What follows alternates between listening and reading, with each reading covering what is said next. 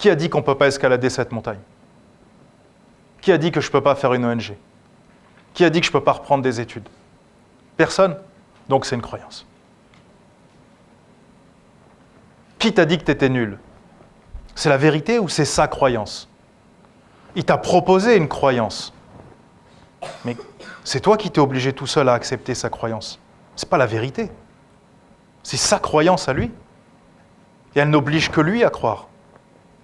C'est toi qui as décidé de croire en ce que lui y croit. C'est un choix. Et donc on a les croyances limitantes et les croyances aidantes. Et évidemment, celles que je préfère, moi, c'est les croyances limitantes, bien sûr. Celles-là qui sont magnifiques à observer chez l'être humain. Et donc il y a une histoire qui est incroyable, c'est l'histoire de la corde invisible. On a un monsieur qui amène de la nourriture au marché sur ses 2 ânes. Et puis, comme la nuit tombe, il arrive dans un petit village et il faut qu'il attache ses 2 ânes la nuit pour pas qu'ils s'échappent. Mais il n'a qu'une corde. Donc il attache le premier âne.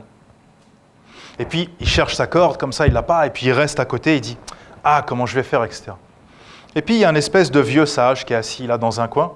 Il lui dit « Viens voir, viens voir. » Il dit « Ce que tu vas faire semblant que tu accroches ton âne. Et comme il est habitué à être accroché tous les jours, il va croire qu'il y a une vraie corde. Ah, il dit « Bon, on va essayer. » Et donc il va, il s'approche, il accroche, il fait semblant qu'il accroche l'âne. Et l'âne, c'est vrai, a l'air de rester à sa place. Il s'endort la nuit, il se réveille le matin, l'âne est toujours là.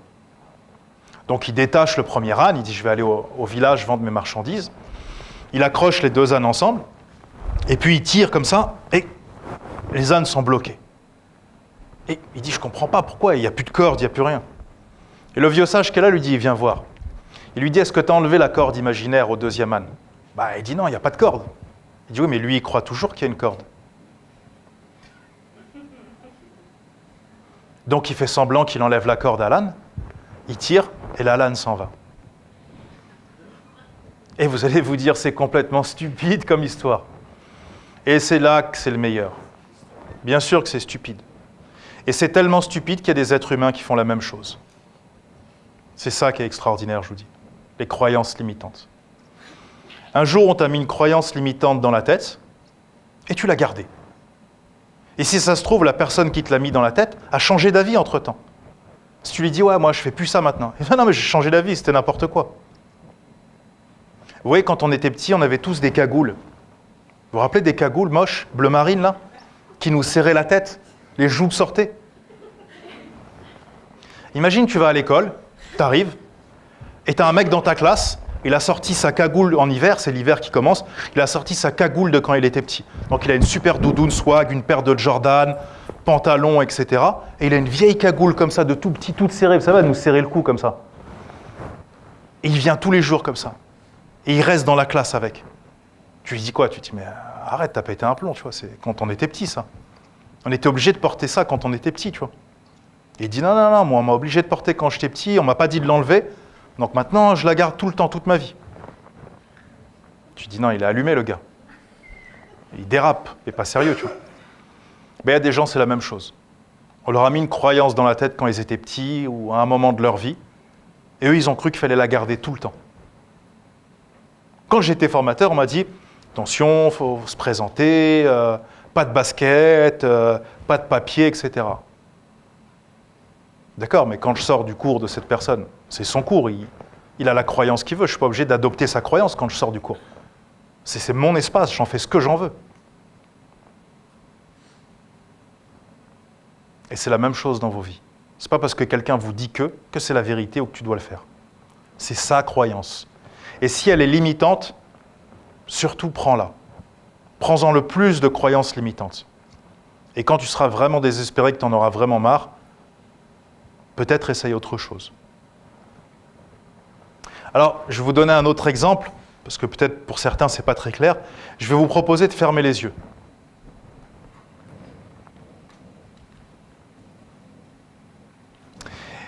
Et vous allez imaginer devant votre visage un citron qui tourne sur lui-même. Et puis, il y a un couteau qui va venir couper ce citron en deux. Et là, vous voyez les deux faces à l'intérieur du citron qui coulent et vous sentez l'odeur. Ce citron est extrêmement acide. Et puis, il y a deux mains qui viennent, qui prennent les citrons et qui pressent tout le jus du citron dans votre bouche. Le jus du citron coule dans votre bouche, il est extrêmement acide. Il est tellement acide que vous commencez à fabriquer énormément de salive. Et à cause de l'acidité du jus de citron qui vous pique la bouche, vous avez énormément de salive et de jus dans la bouche comme ça. Vous pourrez rouvrir les yeux. Pourquoi vous fabriquez de la salive? Et vous êtes à Laval, il n'y a pas de citron.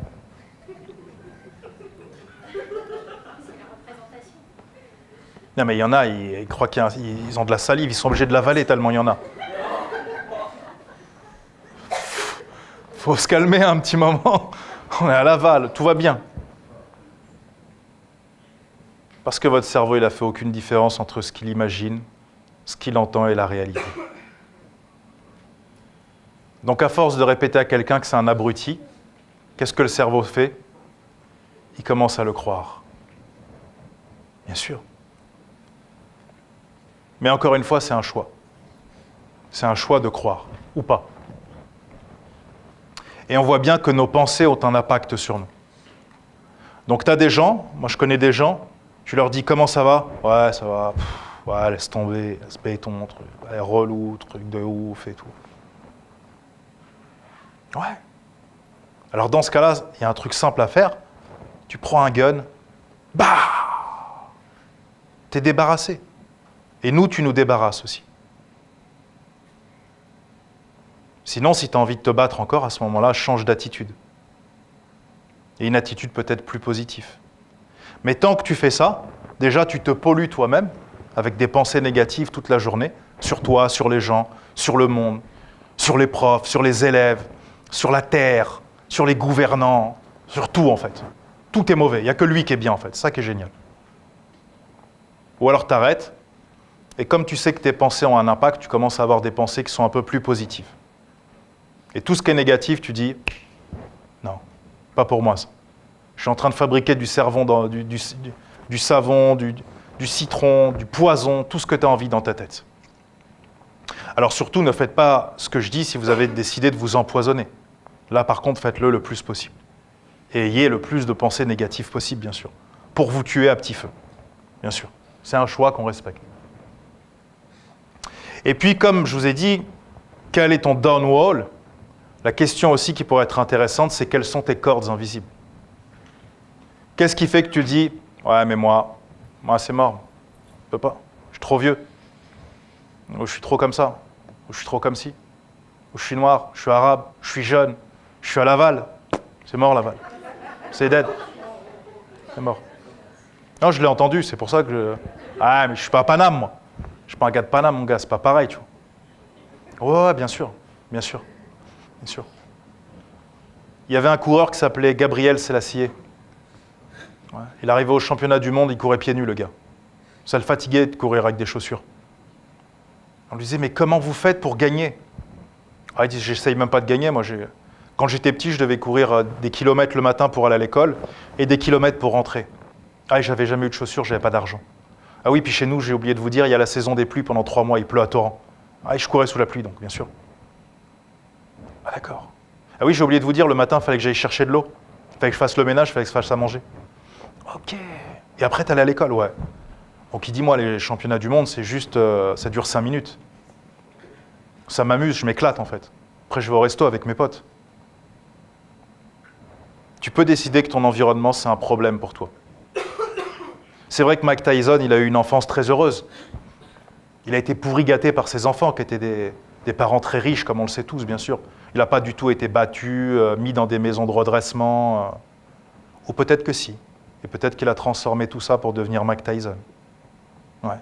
C'est un choix dans ta tête. Que tes épreuves et tout ce qui t'arrive, ce soit un tremplin, ou alors ça soit un fossé. Tout ça, c'est des croyances. Toi qui m'écoutes, attention.